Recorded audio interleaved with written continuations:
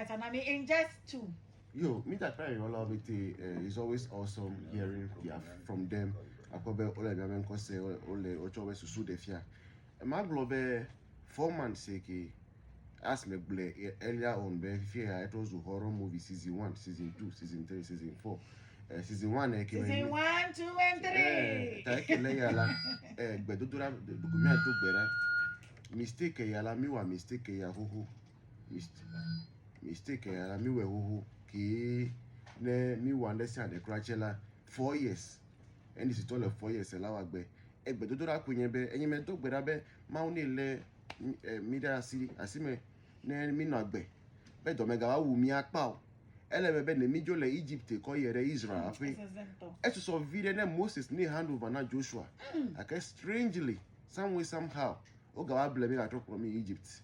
Abi fie ko fi ke mi ga le bi fie ra. Abi ya trogbo vai. Me atop Egypt lo Pharaoh te. Ekadeji. Pharaoh ne Pharaoh ya no zo mo me che na mere ko re. Pharaoh yen oga patapata. La fille me china mere ko a blame darai. Fi ke mi le vie to mele mi asiu eno mele mi asiu.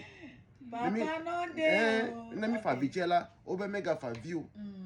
Voilà to me fu na mi lo. Akobe mega fa view we mi no nuku le to me fu no mi no nuku. Sigbo na boko to bisa pli any storage na mi eke. O be mi amere o ya we mi pipito ya mega yin Ghana to we mega le me ha joga fifi otala mega furu jai kun be constitutional right of speaking because mega furu. You should speak to the truth. Na Ghana ke me nku mo Ghana ekuri. Me roll scratch Ghana eku. You people now believe in Nkrumah. Me roll scratch Ghana eku. Me ajekum kufuo Akufo-Addo obe Ghana eku.